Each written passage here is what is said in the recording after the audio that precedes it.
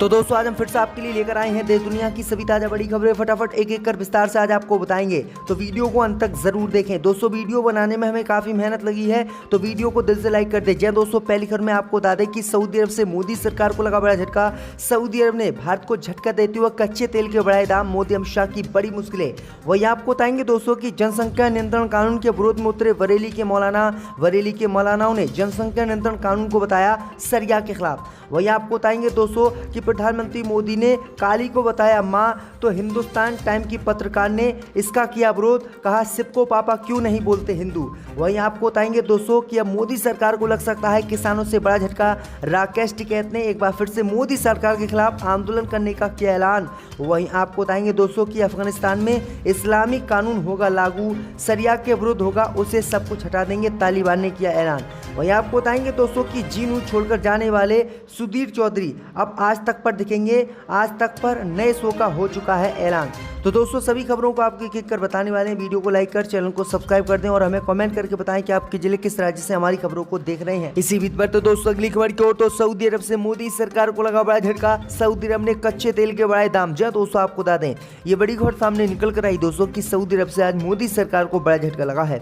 दरअसल आपको बता दें कि सऊदी अरब की सरकार ने भारत को झटका देते हुए कच्चे तेल के दाम बढ़ा दिए हैं। दरअसल आपको बता दें कि मोदी सरकार सबसे ज्यादा कच्चे तेल का निर्यात सऊदी अरब से ही करती है। दरअसल आपको बता दें कि जून जुलाई के महीने में ये तेल के दाम सऊदी अरब ने बढ़ाए हैं। दरअसल आपको बता दें कि सऊदी अरब से भारत के सबसे अच्छे संबंध हैं, लेकिन जब से पैगंबर मोहम्मद साहब पर विवादित बयान निपुण शर्मा ने दिया है तभी से मुस्लिम देश मोदी सरकार से नाराज हैं और लगातार मोदी सरकार के खिलाफ बयानबाजी भी कर रहे हैं। और इसी में से एक फैसला ये सऊदी अरब ने लिया है और सऊदी अरब ने भारत को झटका देते हुए कच्चे तेल के दाम बढ़ा दिए हैं। तो ये बड़ी अपडेट आई दोस्तों कि मोदी सरकार को ये बड़ा झटका फिर से सऊदी से लगा है। इसी बीच पर तो दोस्तों अगली खबर की ओर, तो राकेश टिकैत ने मोदी सरकार के खिलाफ फिर से देश में आंदोलन करने का किया ऐलान। कहा एमएसपी पर गारंटी कानून नहीं बना तो फिर से करेंगे आंदोलन। दोस्तों आपको बता दें ये बड़ी खबर सामने निकल कर आई दोस्तों की भारतीय किसान यूनियन के राष्ट्रीय प्रवक्ता राकेश टिकैत ने एक बार फिर से एमएसपी कानून को लेकर मोदी सरकार के खिलाफ आंदोलन करने का ऐलान कर दिया है।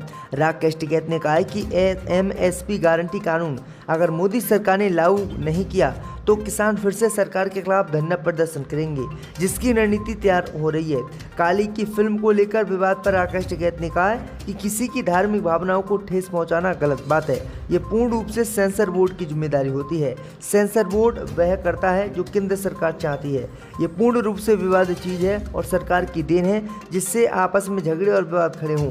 इस विवाद के पीछे सरकार जिम्मेदार है। दरअसल आपको बता दें कि राकेश टिकैत ने कहा है कि एमएसपी कानून को लेकर 18 जुलाई से फिर से आंदोलन हमारा शुरू होगा, क्योंकि मोदी सरकार ने जब तीनों कृषि कानून वापस लिए थे तब हमसे वादा किया था कि हम एमएसपी गारंटी कानून बनाएंगे और किसानों का फायदा करेंगे। लेकिन आज इतने दिन हो गए एमएसपी गारंटी कानून मोदी सरकार ने नहीं बनाया है, इसलिए मोदी सरकार ने हमारे साथ वादा खिलाफी की है और हम फिर से आंदोलन करेंगे और फिर मोदी सरकार से एमएसपी कानून बनवा कर रहेंगे। तो ये बड़ी अपडेट आई दोस्तों की किसान आंदोलन फिर से देश में शुरू हो सकता है। इसी बीच पर तो दोस्तों अगली खबर की ओर, तो बरेली के मौलानाओं ने जनसंख्या नियंत्रण कानून को बताया सरिया के खिलाफ। दोस्तों आपको बता दें ये बड़ी खबर सामने निकल कर आई दोस्तों कि उत्तर प्रदेश के बरेली के मौलानाओं ने जनसंख्या नियंत्रण कानून को सरिया के खिलाफ बताया है और कहा है कि हम मुसलमानों से जनसंख्या नियंत्रण कानून का पालन करने के लिए नहीं कह सकते क्योंकि ये सरिया के खिलाफ है। दरअसल आपको बता दें कि उत्तर प्रदेश के बरेली के मौलाना साहबुद्दीन रिजवी ने इसी मामले को लेकर बड़ा बयान दिया। उन्होंने कहा है कि मुसलमानों को जन्म नियंत्रण के लिए नहीं कहा जा सकता क्योंकि ये सरिया के खिलाफ है। भारत में एक समान जनसंख्या नियंत्रण कानून की मांग पर प्रतिक्रिया व्यक्त करते हुए दरगाह आला हजरत बरेली के मौलाना साहबुद्दीन रिजवी ने कहा है कि वह किसी भी मुसलमान को जन्म को नियंत्रित करने के लिए नहीं कह सकते क्योंकि उत्पादकता के रूप में बच्चे पैदा करना उनका अधिकार है, क्योंकि ये चक्र अल्लाह के हाथ में है। तो ये बड़ी अपडेट आई दोस्तों की मौलवी ने साफ कह दिया है कि वह किसी भी कीमत पर जनसंख्या नियंत्रण कानून को स्वीकार नहीं करेंगे। अगर सरकार लेकर भी आती है तब भी वो नहीं इसको स्वीकार करेंगे। इसी बीच पर तो दोस्तों अगली खबर की ओर, तो प्रधानमंत्री मोदी को काली को मां कहे जाने पर नाराज हुए पत्रकार, उठाए सवाल, पूछा सिपको पापा क्यों नहीं बोलते। दोस्तों आपको बता दें कि प्रधानमंत्री नरेंद्र मोदी द्वारा रविवार को अपने संबोधन में हिंदू देवी काली को काली मां कहे जाने के बाद हिंदुस्तान टाइम्स की पत्रकार कनिका गहलोत ने इस पर आपत्ति जाहिर की है। कनिका का कहना है कि आखिर काली को मां कहकर क्यों बुलाया गया है। वह पूछती हैं कि क्या शिव को पापा कहकर हिंदू बुलाते हैं। अपने ट्वीट में कनिका गहलोत ने लिखा है कि नरेंद्र मोदी आखिरकार क्यों हिंदू देवी काली मां को मां कहा। वह सबसे श्रेष्ठ देवी हैं और उनकी आराधना विभिन्न ढंग से की जा सकती है। हर किसी को उन्हें मां की तरह देखने की जरूरत नहीं है। अपने अगले ट्वीट में कनिका ने हिंदुओं पर निशाना साधते हुए कहा है कि हिंदुओं को ज़्यादा शौक है हर औरत को माँ या बहन बना देने का। ये बहुत ज़्यादा हानिकारक है और नारी विरोधी चीज़ें हैं। क्या कभी शिव को इन्होंने पापा बुलाया है? आखिरकार इन्होंने शिव को क्यों पापा नहीं बुलाया? तो ये बड़ी अपडेट आई दोस्तों की जो है हिंदुस्तान टाइम की पत्रकार कनिका ने हिंदुओं को लिए ये बड़ा झटका दिया है। इसी बीच पर तो दोस्तों अगली खबर की ओर तो अब आज तक पर दिखेंगे जी न्यूज के पत्रकार सुधीर चौधरी। एक नए शो का हुआ ऐलान। जब दोस्तों आपको बता दें कि DNA नामक जी न्यूज पर शो को होस्ट करने वाले सुधीर चौधरी अब आज तक चैनल पर दिखाई देंगे। उन्होंने हाल ही में जी न्यूज को अलविदा कह दिया था। उन्हें आज तक में कंसल्टिंग एडिटर का पद दिया गया है। आज तक इंडिया टुडे ग्रुप का हिस्सा है। इंडिया टुडे ग्रुप की वाइस चेयरपर्सन कलीपुरी ने ईमेल के माध्यम से कर्मचारियों को इसकी जानकारी आज दी है। साथ ही चैनल एक नया शो लेकर भी आएगा। कलीपुरी ने अपनी ईमेल में लिखा है कि सुधीर चौधरी और आज तक हमारे 10 करोड़ दर्शकों के लिए एक नया और रोमांचक शो के लिए एक साथ हो रहे हैं, जिसके एंकर वही होंगे। ये Zee news show news director Supriya Prasad के मार्गदर्शन में लाया जाएगा। मुझे पता है कि लोग काफ़ी चर्चा कर रहे होंगे, लेकिन इस खबर से उन्हें विराम मिलेगा। खबरों के लिए हर घर में स्वाभिमानिक रूप से एक ही नाम है, वो है आज तक। तो ये बड़ी अपडेट आई दोस्तों कि अब आज तक में सुधीर चौधरी आ गए हैं। इसी बीच पर तो दोस्तों अगली खबर की ओर तो अफगानिस्तान में इस्लामी कानून होगा लागू, शरिया के विरुद्ध होगा, उसे हटा देंगे जो है तालिबान ने किया ऐलान। जो दोस्तों आपको बता दें कि तालिबान के सर्वोच्च नेता हिब्बुल्लाह अखुंदजादा ने अफगानिस्तान में इस्लामी कानून लागू करने की कसम खाई है। इसके साथ ही उन्होंने कहा है कि शरिया या लोगों के हितों के विरुद्ध जो कुछ भी होगा उसे अफगानिस्तान में हटा दिया जाएगा। ईद उल अजहा के अवसर पर कंधार मस्जिद के बाहर एक रिकॉर्डेड ऑडियो संदेश में अखुंदजादा ने कहा है कि मैंने अशरफ गनी और करजई शासन समेत बीते 20 साल के दौरान विभिन्न मंत्रालय द्वारा बनी नीतियों और प्रतिक्रियाओं की मौलवियों से जांच कराने को कहा है।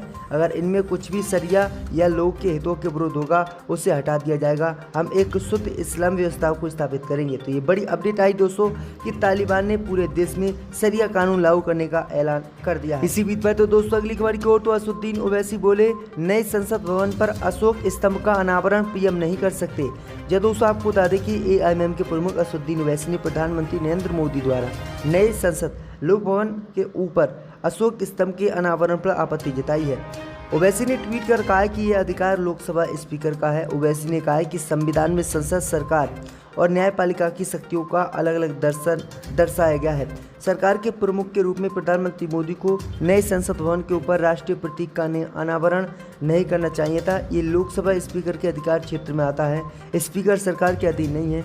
ओवैसी ने आरोप लगाया है कि पीएम ने सभी संवैधानिक मानदंडों का उल्लंघन किया। ओवैसी ने कहा कि प्रधानमंत्री मोदी सरकार के मुखिया हैं, लोकसभा के नहीं, इसलिए उन्हें ये अनावरण नहीं करना चाहिए। तो ये बड़ी अपडेट आई दोस्तों की ये बड़ा सवाल ओवैसी ने उठाया है। इसी बीच पर तो दोस्तों अगली खबर की ओर तो नेशनल हेराल्ड मामले में सोनिया गांधी से होगी पूछताछ। ईडी ने 21 जुलाई को बुलाया। जहाँ दोस्तों आपको बता दें कि नेशनल हेराल्ड मामले में ईडी ने सोनिया गांधी को अब जांच में शामिल होने के लिए 21 जुलाई को बुलाया है। ईडी द्वारा गांधी को 23 जून के लिए दूसरा समन जारी किया गया था, लेकिन 75 वर्षीय कांग्रेस नेता उस तारीख पर पेश नहीं हो सकी क्योंकि कोविड-19 और फेफड़ों में संक्रमण के कारण अस्पताल में भर्ती होने के बाद डॉक्टरों ने उन्हें घर पर आराम करने की सलाह दी थी। अधिकारियों ने कहा है कि गांधी ने समन को 4 सप्ताह के लिए स्थगित करने का आग्रह किया था, इसलिए उन्हें 21 जुलाई को एजेंसी के समक्ष पेश होने के लिए कहा गया है। कांग्रेस अध्यक्ष को पूर्व में 8 जून को पेशी के लिए नोटिस जारी किया गया था, लेकिन कोरोना वायरस से संक्रमित पाए जाने के बाद उन्हें 23 जून के लिए समन जारी किया गया था। मालूम हो कि नेशनल हेराल्ड केस में सोनिया गांधी के बेटे और कांग्रेस सांसद राहुल गांधी से पहले ही काफी लंबी पूछताछ हो चुकी है और अब सोनिया गांधी से इस मामले को लेकर पूछताछ होगी। इसी बीच पर तो दोस्तों अगली खबर की ओर तो यूनाइटेड नेशन ने रिपोर्ट की जारी, कहा आबादी के मामले में 2023 में चीन को पछाड़ सकता है भारत। जो दोस्तों आपको बता दें कि दुनिया में सबसे ज़्यादा आबादी के मामले में भारत अगले साल चीन को पीछे छोड़ सकता है। यूनाइटेड नेशन की ओर से सोमवार को जारी रिपोर्ट में ये दावा किया गया है।